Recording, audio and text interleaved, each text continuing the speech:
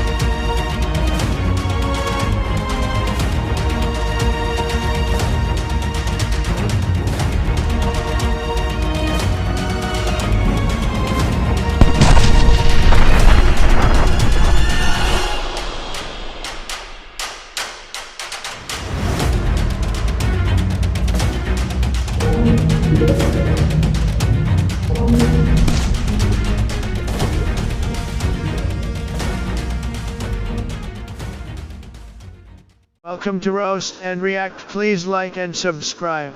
9/11 के बाद सीमा के दोनों ओर अफगान पश्तूनों को समान स्थितियों का सामना करना पड़ा। एक अनुमान के मुताबिक अकेले वजीरिस्तान उत्तर और दक्षिण में लगभग 15,000 उल्लेखनीय लोगों को निशाना बनाया गया और मार डाला गया। स्थानीय समुदाय का मानना कि इन लोगों को पाकिस्तानी एजेंसियों ने अपने प्रॉक्सी टीटीपी या गुट तालिबान के माध्यम से मार डाला, क्योंकि वे राज्य एजेंसियों द्वारा प्रायोजित एक आकर्षक युद्ध में बाधा डालने की कोशिश कर रहे थे। अफगानिस्तान में अमेरिका की घटती दिलचस्पी को ध्यान में रखते हुए पाकिस्तान ने दक्षिण वजीरिस्तान के महसूद क्षेत्र वजीरिस्तान में अपना पहला बड़ा ऑपरेशन राह-ए-नेजत शुरू किया, जहां से टीटीपी के अधिकांश नेतृत्व और लड़ाके आते हैं। पहले ऑपरेशन के बाद ऑपरेशन जर्ब-ए-अजब लॉन्च किया गया। दावा किया गया कि आतंकवाद के खिलाफ दोनों अभियानों के नाम पर अमेरिकी गठबंधन सहायता कोष और अन्य संगठनों से डॉलर लिए गए। हालांकि दूसरी ओर पाकिस्तान ने तालिबान का समर्थन करना जारी रखा, जिसके खिलाफ अमेरिका अफगानिस्तान में लड़ रहा था। ऑपरेशन राह-ए-नेजत के बाद टीटीपी अलग अलग समूहों में विभाजित हो गया, जो पहले से ही कुछ संख्या में थे, ज्यादातर खुद को छिपाने में व्यस्त रहे। इस युद्ध को दो दृष्टिकोणों से देखा जाता है। एक वह है जो हम पाकिस्तानी और अंतर्राष्ट्रीय मीडिया में पाकिस्तानी कथा के अनुसार देखते हैं, और दूसरा वह है जिसे स्थानीय लोग समझते हैं और दावा करते हैं कि उन्होंने खुद देखा, लेकिन डर के मारे ज्यादा खुलासा नहीं करते। पाकिस्तानी राज्य का आख्यान यह है कि उन्होंने अमेरिकियों का पक्ष लिया और गलत परिणाम भुगत रहे हैं, और दुनिया उसी आख्यान को स्वीकार कर रही है, जबकि स्थानीय लोग इसे पूरी तरह से अलग दृष्टिकोण से देख रहे हैं, जो व्यक्तिगत टिप्पणियों पर आधारित है। हम कहते हैं कि समूह दो प्रकार के होते हैं। एक तरफ आईएसआई द्वारा चलाए जा रहे टीटीपी है और दूसरी तरफ गुट तालिबान या मान्यता प्राप्त समूह हैं, जिन्हें शांति समितियों के रूप में लेबल किया जाता है और सेना और सैन्य खुफिया द्वारा प्राप्त किया जाता है। दोनों गुट एक दूसरे को ही नहीं बल्कि स्थानीय लोगों को भी निशाना बनाते हैं, खासकर धमकियों के जरिए अमीर लोगों से पैसे वसूलते हैं।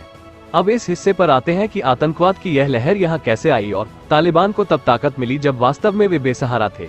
टीटीपी के लड़ाके अफगानिस्तान में बेहद गरीबी में जी रहे थे, लेकिन अचानक टीटीपी के अलग अलग गुट एकजुट होने लगे। स्वात के फजलुल्लाह समूह और बैतुल्लाह महसूद कारवा के बीच सबसे बड़ा अंतर वैचारिक था। उदाहरण के लिए बैतुल्लाह महसूद गुट के कमांडर फजलुल्लाह गुट के लोगों को धर्मत्यागी और काफिर मानते थे, लेकिन इतने बड़े अंतर के बावजूद ये लोग एक कैसे हो गए? इस सवाल का जवाब मुश्किल नहीं है, अगर हम पाकिस्तानी सिस्टम को करीब से देखें और इस सिस्टम के लाभार्थियों को ध्यान में रखें। पहली बात तो ये है कि पाकिस्तान पर पूरा नियंत्रण रखने वाली पाकिस्तानी सेना किसी भी कीमत पर अपने नियंत्रण को कम नहीं होने देगी, चाहे लोगों के साथ कुछ भी हो जाए। दूसरी बात यह है कि इस युद्ध ने पाकिस्तानी सेना को वह लाभ दिया जिसकी उन्होंने कभी कल्पना भी नहीं की होगी, चाहे वो रक्षा लाभ के लिए हो या जनरलों के व्यक्तिगत लाभ के लिए। ज्यादातर क्षेत्र में ड्यूटी पर तैनात जूनियर सैन्य अधिकारियों ने भी इतनी कमाई की है कि वे कई पीढ़ियों तक टिक सकें। जनरल राहील शरीफ के जाने के तुरंत बाद बाजवा डॉक्ट्रिन शुरू हो जाती है, जिसमें कई बातें गलत साबित होती है। जनरल फैज हमीद भी इस दौर में अहम खिलाड़ी बनकर उभरे और यहीं से टीटीपी को अचानक ताकत मिली। उनके सभी मतभेदों के बावजूद विशेष रूप से धार्मिक मतभेदों को पीछे छोड़ दिया गया है और मुफ्ती नूर वली महसूद के नेतृत्व में टीटीपी उभरा और अधिक व्यवस्थित रूप से विकसित हुआ। दूसरे शब्दों में टीटीपी के फिर से उभरने और ताकत का श्रेय अगर किसी को दिया जा सकता है तो वह है फैज हमीद, लेकिन आप इसे केवल एक व्यक्ति की करनी नहीं कह सकते। सारा सिस्टम और संस्था शामिल है। इसे चलाने वाले लोग सच और झूठ के साथी हैं। इस समय एक नए सैन्य अभियान के लिए स्थिति सुचारू कर दी गई है और जल्द ही एक नए नाम के तहत एक सैन्य अभियान शुरू किया जाएगा।